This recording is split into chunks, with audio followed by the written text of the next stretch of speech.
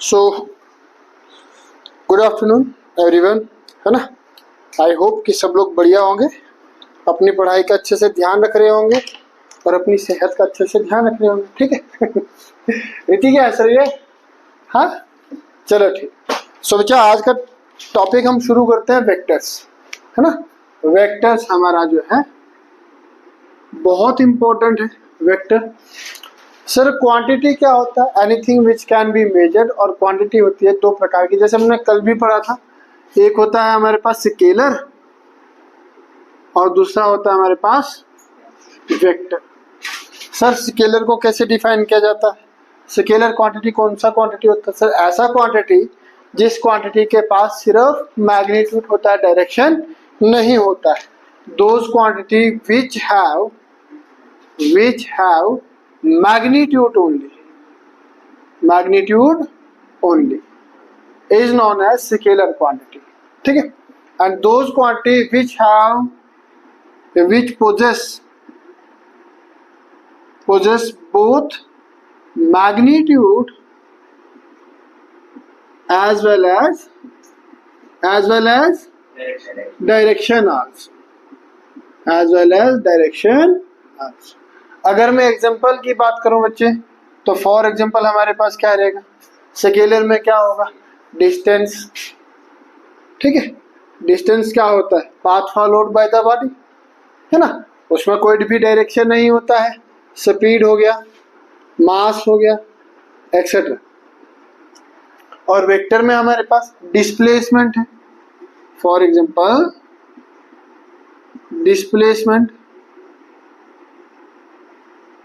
Displacement हो गया, velocity हो गया। ठीक है। ये तो हो गया किताबी भाषा से। अब हम समझते हैं कि वेक्टर और स्केलर क्या है। What do you mean by vector and what do you mean by scalar? Suppose that ये ग्राउंड है और ग्राउंड में यहाँ पर सर खड़े हैं, यहाँ पर परमवीर सर खड़े हैं, यहाँ पर रीति है, यहाँ पर नेहा है, यहाँ पर ऋतिक है, यहाँ पर नीतीश है, यहाँ पे अंतरिक्ष है। ठीक है। अब परमवीर सर ने कमांड दे दिया। परमवीर सर ने क्या कहा? बच्चा भागो। ठीक है, बच्चे भागो। अब बच्चे बहुत आज्ञाकारी, ठीक है, सर ने बताया तो भागना तो पड़ेगा। तो इन बच्चों की डायरेक्शन क्या होगी? ये बच्चों का तेजी तो आएगा, ये बच्चे तो भागना शुरू करेंगे, लेकिन इन बच्चों की डायरेक्शन क्या होगी? अब अंतरिक्ष को अपनी मर्जी, चाहे वो यहाँ भाग जाए, चाहे यहाँ भाग जाए, चाहे ऐसा भाग जाए। ठीक है। इनमें से किसी का भी पार्टिकुलर डायरेक्शन होगा? नहीं, क्योंकि इनको कमांड सिर्फ इतनी मिली है कि आपको भागना है। कोई पार्टिकुलर डायरेक्शन नहीं गिवन है। ठीक है भैया। अगर जब पार्टिकुलर डायरेक्शन में कोई भी चीज नहीं भाग रही है, खाली वो भाग रही है, ठीक है, तो वो क्या है? हमारे पास स्केलर है। क्या है? उस वक्त उसकी गति जो होगी, उस वक्त जो उसकी स्पीड होगी, वो क्या कंसीडर की जाएगी? स्केलर की जाएगी। लेकिन अगर यहाँ पर आपका स्कूल है, सपोज यहाँ पर आपका स्कूल है और यहाँ पर आपका मानकर चलो कि ये ग्राउंड है और ये ग्राउंड का गेट है। अब सर यहाँ से कहते हैं बच्चे भागो, और सभी किसकी तरफ भागो? गेट की तरफ भागो। तो सारे बच्चे एक ही पार्टिकुलर डायरेक्शन में भागना शुरू करेंगे। इस वक्त इनकी जो स्पीड है उसको एक पार्टिकुलर डायरेक्शन मिली है, और उस वक्त उस स्पीड को क्या कहा जाएगा? वेलोसिटी कहा जाएगा। और वो वेलोसिटी क्या है बेटा? वेक्टर है। वो वेलोसिटी क्या है? वेक्टर है। That is scalar. That is the difference between scalar and vector quantity. So what do you mean by scalar quantity? Scalar quantities are those quantity which have magnitude only. जिनके पास सिर्फ क्या है? Magnitude है, उनका पास कोई भी direction नहीं है। लेकिन अगर वेक्टर की बात की जाए तो वेक्टर के पास हमारे पास क्या है? उसके पास मैग्नीट्यूड भी है, उसके पास डायरेक्शन भी है। उसके पास मैग्नीट्यूड भी है और उसके पास डायरेक्शन भी है। ठीक है भैया। अच्छा, चलो इसके ऊपर ज्यादा हम ना डिस्कस करते हैं, कल भी हमने इसको डिस्कस किया था। हम सीधा आगे बात करते हैं, हम एक वेक्टर को कैसे रिप्रेजेंट करते हैं। रिप्रेजेंटेशन ऑफ अ वेक्टर, एक वेक्टर को कैसे रिप्रेजेंट किया जाता है। REPRESENTATION, representation of a vector. एक वेक्टर को सर मैथमेटिक्स में या फिजिक्स की भाषा में कैसे रिप्रेजेंट किया जाता है? तो सबसे पहले भैया हमें क्या पढ़ना होता है? फ्रेम ऑफ रेफरेंस पढ़ा था हमने, फ्रेम ऑफ रेफरेंस पढ़ा था। एक ऐसा फ्रेम, कोऑर्डिनेट एक्सिस का फ्रेम, जिसके तू क्या देख रहा है उसको, है ना, इसको नहीं पढ़ा था क्या? Set of coordinate axis which is used to represent the position of a object. जिस ऑब्जेक्ट के बारे में हम पढ़ रहे हैं उस ऑब्जेक्ट की पोजीशन को डिटरमाइन करने के लिए जो सेट ऑफ कोऑर्डिनेट्स यूज किया जाता है, एक्स एक्सिस, वाई एक्सिस और जेड एक्सिस, उसको हम क्या कहते हैं? Frame of reference. ठीक है भैया। अच्छा, तो एक वेक्टर को रिप्रेजेंट किया जाए तो वेक्टर का क्या होता है बेटा? This is x axis, this is y axis. Vector का ये हमारे पास क्या है? ओरिजिन है। कल हमने बात की थी बहुत सारे वेक्टर्स की, जैसे हमने बात किया था को लीनियर वेक्टर, को इनिशियल वेक्टर, को टर्मिनल वेक्टर, यूनिट वेक्टर, है ना। तो उसमें हमारे पास वेक्टर जो है, वेक्टर हमारे पास बनता है, देखो पूरा ब्रह्मांड जो है ना वो 3 एक्सिस में, पूरा यूनिवर्स जो है वो कितने एक्सिस में है? 3 एक्सिस में। डायमेंशंस कितनी है? 3D, 4D नहीं, 4D डायमेंशन नहीं है। कितनी डायमेंशंस है? 3D है। जो भी चीज हमें रिप्रेजेंट करनी होती है 3D में। अब मान के चलो कि भाई ये मेरे पास एक कोई ग्राउंड है, सपोज दैट ये मेरे पास एक ग्राउंड है, मैं यहाँ पे खड़ा हूँ ओरिजिन पॉइंट। कहाँ पे खड़ा हूँ? ओरिजिन पॉइंट पे खड़ा। रशिका मेरे पास कहीं यहाँ पे खड़ी है, रशिका मेरे पास यहाँ पे खड़ी है, ठीक है। ये कौन है? रशिका। कौन है? रशिका। परमवीर सर कहाँ पर है? पॉइंट O पर है। और रशिका कहाँ पर है? पॉइंट P पर है, ठीक है। तो वेक्टर क्या होगा? वेक्टर होगा सर, ये जो रशिका है ये कितनी दूरी पर है,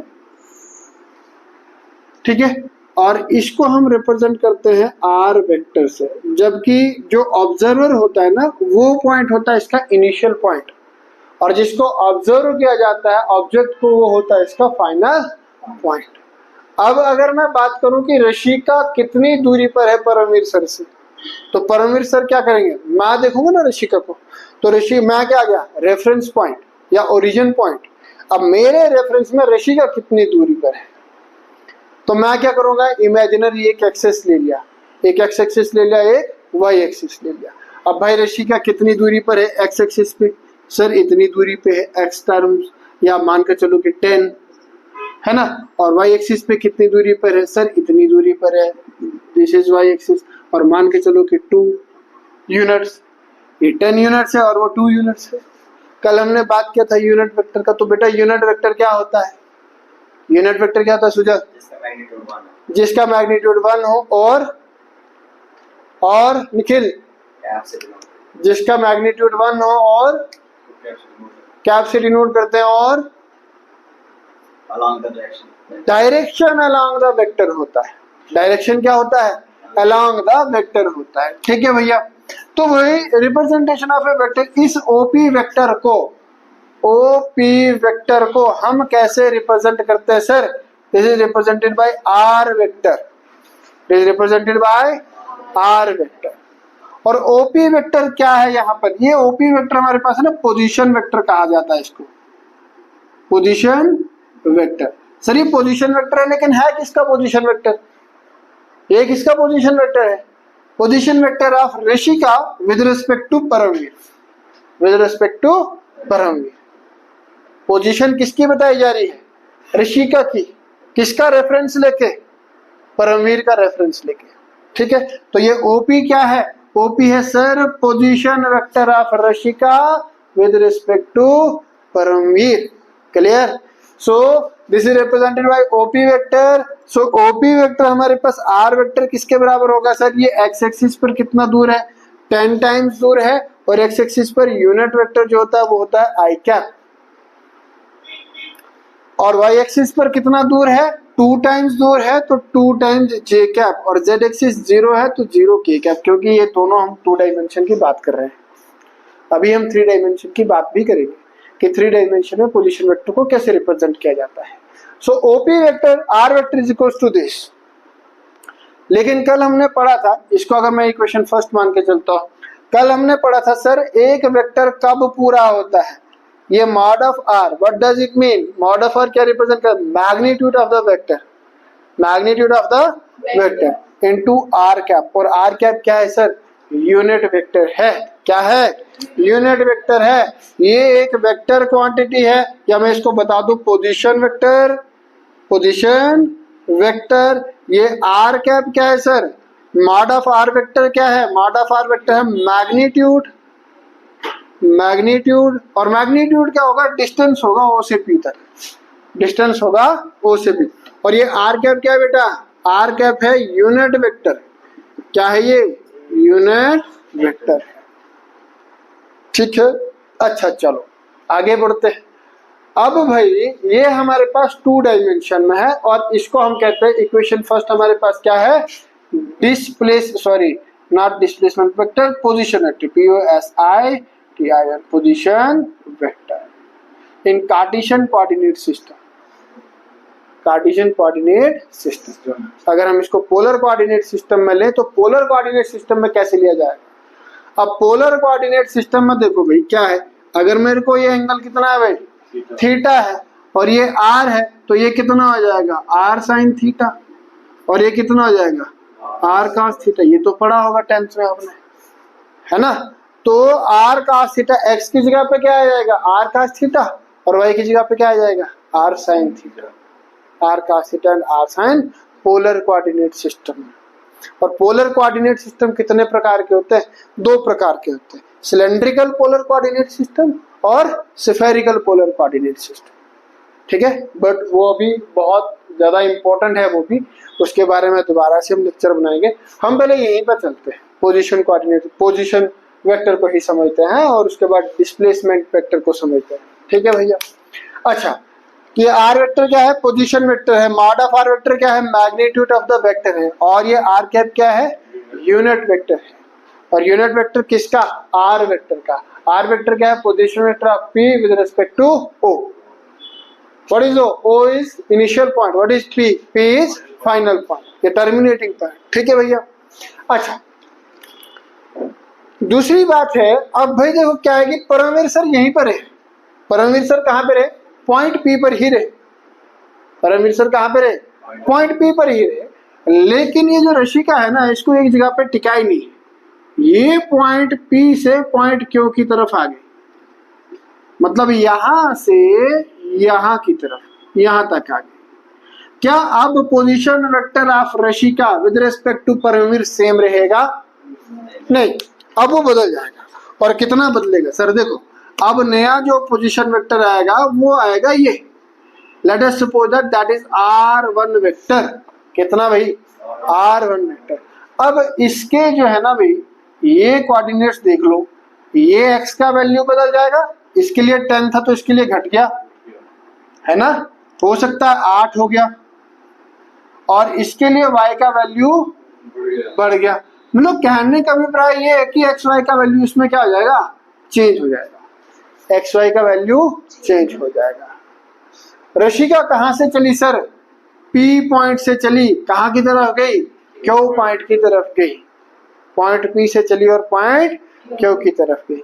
ये point P to point Q जो है ना, this is known as displacement vector. ये PQ वेक्टर क्या बना, हेयर हेयर, ये जो PQ वेक्टर बना ना, PQ vector is known as displacement vector, displacement. और इसको अगर रिप्रेजेंट करना हो तो इसको कैसे रिप्रेजेंट किया जाएगा, हम डिस्प्लेसमेंट कैसे निकालते हैं, फाइनल माइनस इनिशियल। इसका कुछ वैल्यू होगा x1 y1, और इसका कुछ वैल्यू था xy, जो हमने यहाँ पे लिखा हुआ पोजीशन वेक्टर 10 और 2, और उसके लिए 8 और 10, है ना। तो इसका कुछ वैल्यू है, position vector of r and position vector of r1, इन दोनों का वैल्यू है। अगर हमें PQ वेक्टर निकालना है, अगर हमें क्या करना है, देयरफॉर PQ वेक्टर किसके बराबर होगा बेटा, x का वैल्यू कितना आएगा, x का वैल्यू कितना आएगा, x1 minus x, final minus initial करते हैं। फाइनल कहां पर है? क्यों ऊपर है, x1 है, और इनिशियल कहां पर है? x पर है। तो final minus x1 minus x, y1 minus y। तो क्या वैल्यू आएगा डिस्प्लेसमेंट वेक्टर का? x1 माइनस x और unit vector i cap x axis के अलावा, प्लस y1 माइनस y और unit vector j cap y axis के अलावा। और अगर तीसरे एक्सिस में होगा, स्पेस में अगर होगा, तो स्पेस में कितना होगा? z1 minus z into q। अब भाई देखो ये क्या है ना, तीसरे एक्सिस में क्या है? अब तीसरा एक्सिस हम ड्रा नहीं कर सकते हैं, लेकिन तीनों एक्सिस कुछ ऐसे होते हैं, ये x एक्सिस, y एक्सिस, और ये रहा इसका z एक्सिस, ऐसा ऐसा। ये तीनों के बीच में कितना एंगल है भाई? 90 डिग्री का एंगल है। रेड वाला क्या है? x एक्सिस, ग्रीन वाला क्या है सर? y एक्सिस, और ये ब्लू वाला क्या है? z axis. ठीक है, तो अब अगर मेरे पास ये पेन ऐसा है, ये ब्लैक वाला पेन कुछ ऐसा है, तो इस पेन के पॉइंट कहां पर होंगे?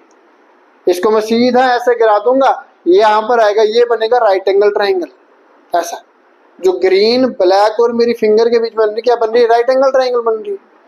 अब इसी राइट एंगल ट्राइंगल का यहाँ पर जो ये परपेंडिकुलर होगा, ये राइट एंगल ट्राइंगल का हाइपोटेन्यूज था ना यहाँ पे। अब यही हाइपोटेन्यूज इस वाली ट्राइंगल के लिए क्या हो जाएगा? बेस हो जाएगा। ऐसी ट्राइंगल बन जाएगा 3D में। ठीक है, दिमाग में बैठ रही है कुछ डायग्राम? ठीक है, ऐसा होगा। तो चलिए मैग्नीट्यूड की बात करते हैं कि मैग्नीट्यूड क्या होगा। अच्छा भाई, दूसरी बात कि भाई पोजीशन वेक्टर ये था रेफरेंस पॉइंट, और पोजीशन वेक्टर ये, यहाँ पर x, y और z की वैल्यू कुछ होगी। अब ये पॉइंट यहाँ से उठ के कहीं यहाँ पे आता है, तो यहाँ से यहाँ तक जो वो हवा में, मतलब 3D में बनेगा, थोड़ा सा इसको घुमाओ दिमाग में, जो 3D में बनेगा उसका x, y और z का वैल्यू, तीनों का वैल्यू बदलेगा, तीनों का वैल्यू बदलेगा। क्लियर है? ठीक है, तो वो जो हवा में बनेगा p क्यू, तो उसका जो हमारे पास क्या है? मैग्नीट्यूड जो है वो ये है। अब हम बात करते हैं कि एक वेक्टर का मैग्नीट्यूड कैसे निकाला जाता है 2 डायमेंशन में भी, और बात करेंगे कि 3 डायमेंशन में भी कैसे निकाला जाता है। 2 डायमेंशन में भी और 3 डायमेंशन में मैग्नीट्यूड कैसे निकाला जाता है? कुछ भी नहीं है, सिंपल है, बहुत ज्यादा सिंपल है। राइट एंगल ट्राइंगल लगता है। क्या लगता है? राइट एंगल ट्राइंगल लगता है बच्चे। ठीक है, magnitude of a vector, magnitude of a vector लिखो रुको। मैग्नीट्यूड ऑफ अ वेक्टर, एक वेक्टर का मैग्नीट्यूड कैसे निकाला जाता है? 2 डायमेंशन की बात करेंगे पहले, ठीक है, फिर हम उसको घुमाएंगे 3 डायमेंशन में। ठीक है, चलिए बेटा 2 डायमेंशन, ये एक्स एक्सिस और ये, दिस इज द ओरिजिन, आज you can say that the starting point, और ये हमारे पास कोई एक वेक्टर है पॉइंट पी।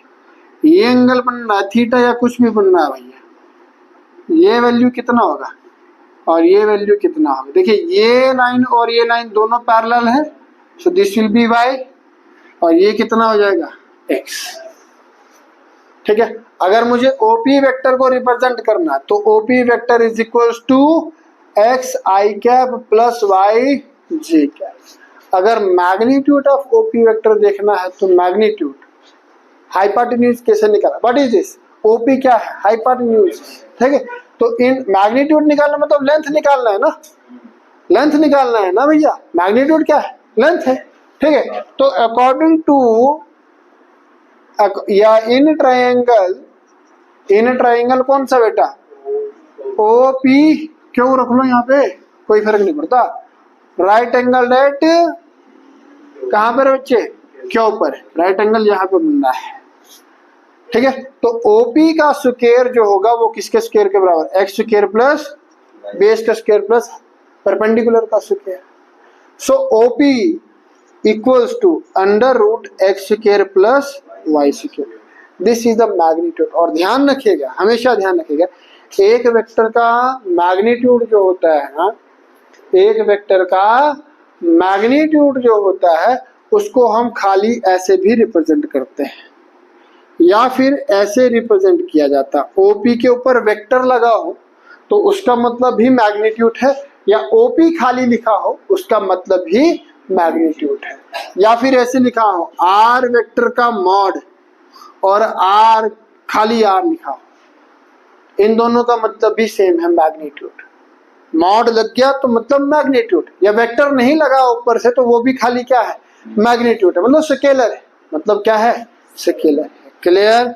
अच्छा, सो this is the value of OP, this is the value of OP. और टू डायमेंशन में ये रहेगा मैग्नीट्यूड सर किसका, ये रहेगा मैग्नीट्यूड किसका भाई,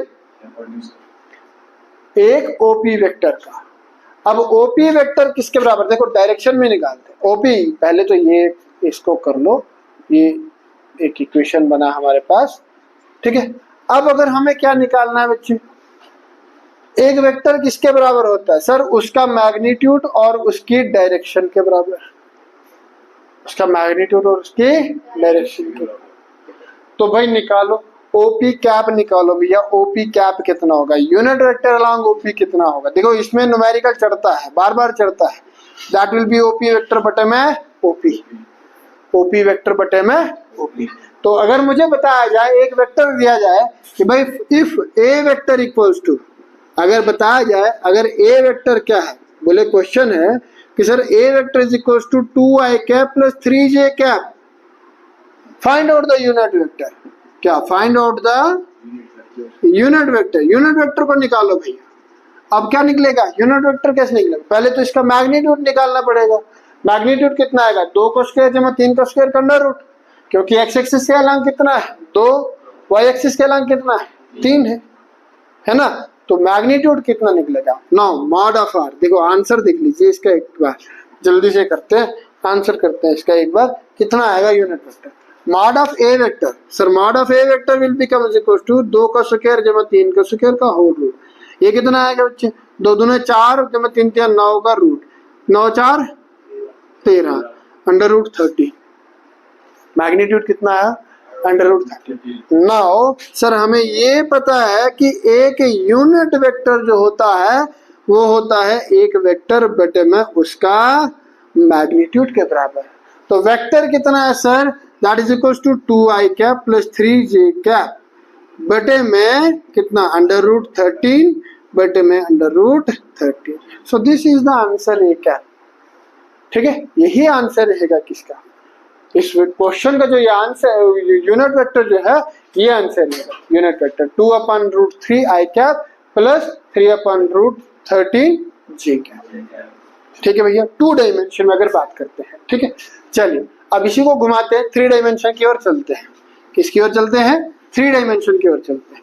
चलो भाई अब मैं इसको थोड़ा सा चेंज करूंगा, डायग्राम को अपने दिमाग में बनाने की कोशिश करना। ये आपका एक्स एक्सिस, ये आपका वाई एक्सिस। पहले जो वाई एक्सिस ऊपर की तरफ था ना, अब ये वाई एक्सिस ऐसा आ गया, ठीक है। This is your x axis, this is your Divya, क्या हो रहा है, this is your z axis, x axis y axis and z axis. OP Q triangle हमारे पास कैसे है, ओ पी क्यू ट्राइंगल कुछ ऐसे है, this is O, this is P and this is Q. ये हमारे पास थीटा था, ठीक है। ये हमारे पास कितना था एक्स और ये हमारे पास कितना था वाई। अब मेरे पास जो पॉइंट है, जो मेरे पास वेक्टर है, वो वेक्टर यहां नहीं है, वो वेक्टर कहीं यहां पर है, वो वेक्टर कहीं यहां पर है और ये 3D में एक्स वाई और जेड। अब मैं यहां से क्या गिराऊंगा, परपेंडिकुलर गिराऊंगा, किस पॉइंट पे, इस पॉइंट। अब ये डायग्राम थोड़ा सा समझना डिफिकल्ट है, ठीक है। समझ आ रहा, नहीं आ रहा, नहीं आ रहा, बिल्कुल भी नहीं आ रहा। चलिए एक कॉपी दीजिए, कॉपी दीजिए जल्दी कीजिए।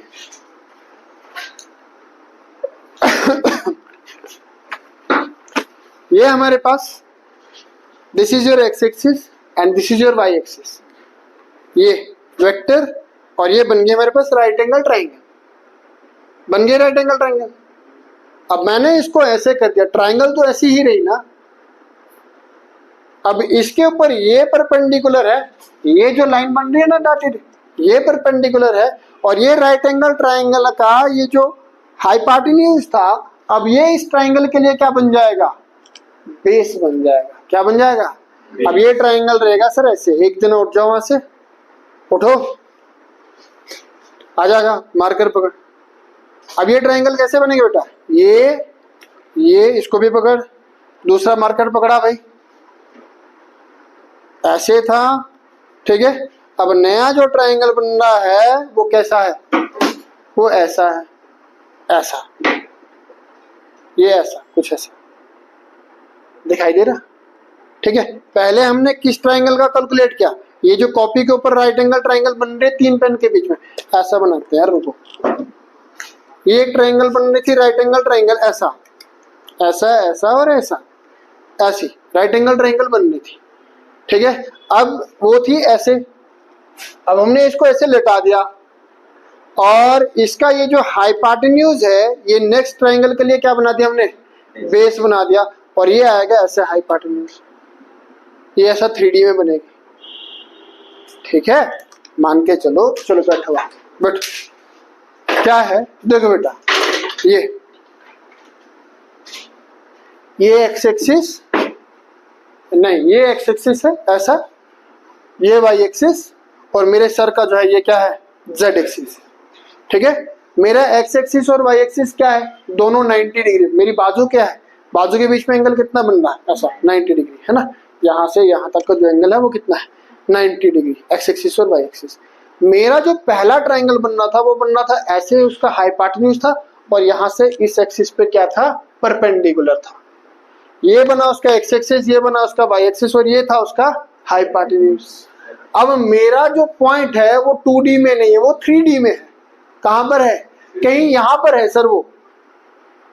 तो जो फर्स्ट ट्राइंगल के लिए हाइपोटेन्यूज बना था उससे मैं सीधा एक परपेंडिकुलर गिरा दूं पॉइंट से, तो वो कहां पे मिलेगा? जो फर्स्ट ट्राइंगल के हाइपोटेन्यूज पे गिरेगा कि नहीं? अब वो ये रहेगा मेरे पास क्या? पोजीशन वेक्टर, और ये किस में है? 3D में। एक्स वाई का पहला उसका जो लेंथ आया है या बेस आया है उसका मैग्नीट्यूड हमने निकाला है, और तीसरा जो एक्सिस है वो कहां पर है उसका? अलोंग द जेड एक्सिस, ये परपेंडिकुलर एक्सिस। ये थोड़ा सा अपना दिमाग लगाओ, नहीं आएगा समझ तो फिर भी हम कोशिश करेंगे प्रैक्टिकली इसको करने की, ठीक है। और अगर ऑनलाइन वालों को समझना है तो भी बता दें, ठीक है, कमेंट सेक्शन में, फिर भी हम इसको समझाने की कोशिश करेंगे, ठीक है। तो भाई ये जो पहली ट्राइंगल हमारी बनी थी ना एक्स वाई एक्सिस की, अब उसको हमने क्या किया है? उसको ग्राउंड पे लेटा दिया, ऐसा 2 डायमेंशन में लेटा दिया उसको, ऐसा। दिस इज वाई एक्सिस, ठीक है। ओ भाई देखो, छोड़ो वो भी छोड़ो, ये मेरे पास एक वाई एक्सिस, ये मेरे पास एक एक्स एक्सिस, मेरे पास ये ट्राइंगल बनी सर, मेरे पास ये ट्राइंगल बनी। लेकिन मुझे इस ट्राइंगल को ना लेते हुए मेरे पास यहाँ पर एक ढक्कन है, चलो ये ढक्कन मेरे पास है, या ये मेरी वॉच है, ठीक है। मेरी वॉच है कहीं यहाँ पर हवा में, कहीं यहाँ पर हवा में, ठीक है। अब इस वॉच का पोजीशन वेक्टर क्या होगा with respect to this point? ये जो पॉइंट है ब्लैक बोर्ड का कॉर्नर है, इस वॉच का पोजीशन वेक्टर क्या होगा बता सकते हो? ये तो हवा में होगा ना। ये एक्स एक्सिस, ये वाई एक्सिस, और सर ये रहा जेड एक्सिस। मेरा जो मार्कर है ये क्या है? Z axis. यहाँ पर तो परपेंडिकुलर ट्राइंगल हमने बना दिए जो हमें नजर आ रही है, लेकिन अभी इसी परपेंडिकुलर ट्राइंगल का, इसी राइट एंगल ट्राइंगल का ये जो हाइपोटेन्यूज है, ये हाइपोटेन्यूज इस ट्राइंगल के लिए क्या हो जाएगा? बेस बन जाएगा। यहाँ से सीधा एक परपेंडिकुलर यहाँ गिरेगा, वो हो जाएगा परपेंडिकुलर, और यहाँ से सीधा एक लाइन यहाँ को ज्वाइन होगी, वो बनेगी इसकी हाइपोटेन्यूज। ये बन गई बेस, वो परपेंडिकुलर, ये है वो बेस, और ये है वो परपेंडिकुलर जो हमने सीधा यहाँ से वॉच से सीधा इस पॉइंट पे गिराया, और यहाँ से एक वेक्टर आएगा इस तरफ ऐसा, जो 3D में है, जो 3D में है, तो ये है वो वेक्टर 3D में। ये समझना बहुत डिफिकल्ट है बेटा, लेकिन अगर ये डायग्राम समझ में आ गई ना, समझो कि आपका वेक्टर लगभग खत्म हो जाता है। इसी एक डायग्राम पे पूरा वेक्टर क्या, पूरा फिजिक्स आपका लगभग निर्भर करता है। 3D डायग्राम है, ब्लैक बोर्ड हमारे पास 2D है, इसीलिए ना मैं ब्लैक बोर्ड को घुमा सकता हूँ, ना ब्लैक बोर्ड के ऊपर 3D पिक्चर ड्रा कर सकता हूँ।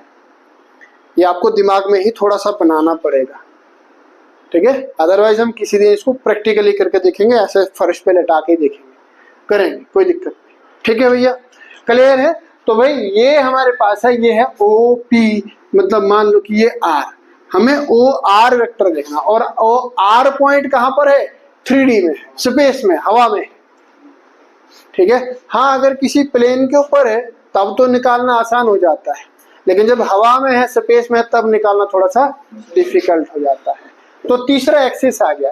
तो सर जब तीसरा एक्सिस आ गया तो ओपी वेक्टर को क्या लिखा जाएगा, तो तीसरे एक्सिस में ओपी वेक्टर क्या होगा तीसरे एक्सिस में, तो सर ये होगा x i cap plus y j cap plus z k cap in 3D। किसमें बच्चे, 3D। क्लियर है, किसमें, 3D। अब भैया अगर हमें निकालना है magnitude, now mod of OP vector को अगर हमें फाइंड आउट करना है, तो ओपी वेक्टर का मैग्नीट्यूड अगर मैं इसको अल्फा लगा देता हूं, यहाँ पे ये एंगल अल्फा, ये फर्स्ट ट्राइंगल के हाइपोटेन्यूज और सेकंड ट्राइंगल के हाइपोटेन्यूज के बीच में जो एंगल बन रहा है वो कितना है, अल्फा है। या फिर मैं सीधा सीधा से ऐसा कह दूं, सर ये मार्कर और बोर्ड के प्लेन के बीच में जो एंगल बन रहा है वो कितना है, अल्फा है। ठीक है, क्योंकि वो जो पहले ट्राइंगल का हाइपोटेन्यूज है वो बोर्ड के प्लेन के ऊपर ही है ना, तो प्लेन के ऊपर और मार्कर के बीच में जो एंगल बन रहा है वो कितना बन रहा है, अल्फा बन रहा है। तो भाई अगर हम बात करें इन ट्राइंगल कौन सा बेटा, O R P, right angled at किस पर है भैया, पी पर। राइट एंगल कहां पर है, पी पर है। तो मैं कह सकता हूं बच्चे कि ओ आर का स्क्वायर इक्वल्स टू, ये ओ आर का स्क्वायर इक्वल्स टू किसके बराबर होगा, ओपी का स्क्वायर, ओपी बेस बन जाएगा और पी आर क्या हो जाएगा, परपेंडिकुलर, पी आर का स्क्वायर। ओपी का स्क्वायर हमने निकाला है, वो किसके बराबर है, x square plus Y square का होल स्क्वायर। ठीक है, तो ओपी का स्क्वायर हमने निकाला, that is equal to x square plus Y square plus P R किसके बराबर है, पी आर किसके पैरेलल होगा, जेड एक्सिस के पैरेलल होगा। पी आर किसके पैरेलल है, जेड एक्सिस के parallel, so that will be equals to Z, that is to the Z, so it is Z square. So OP O R equals to under root x square plus Y square plus Z square. This will be the expression for the magnitude of a vector in 3D। in 3D clear है, थोड़ा सा दिमाग में बैठा, कुछ बैठा रीति, बैठा कि नहीं बैठा, अगर नहीं बैठा तो फिर से बता दो, मैं फिर से बता दूंगा इसको। और नेक्स्ट टाइम अगर फिर भी नहीं समझ आया तो नेक्स्ट टाइम क्या करेंगे, थोड़ा सा प्रैक्टिकली इसको करने की कोशिश करें। ठीक है, कल हम प्रैक्टिकली करने की कोशिश करें। ठीक है भैया, सो ये रहा magnitude of a vector in 3D। 3D vector का मैग्नीट्यूड, 2D वेक्टर का मैग्नीट्यूड निकालना तो आसान है। 2D वेक्टर का मैग्नीट्यूड किसके बराबर होगा, डायरेक्टली वो पाइथागोरस थ्योरम लगा देते हैं। 3D में भी वही लगेगा, 3D में भी वही लगेगा, फर्क सिर्फ इतना है, थोड़ा सा फर्क है। ठीक है, सिर्फ इसका डायग्राम समझ में नहीं आता, और फिजिक्स में जनरली होता ही यही है, डायग्राम आधे से ज्यादा क्वेश्चन जो है वो डायग्राम ही क्लियर करती है।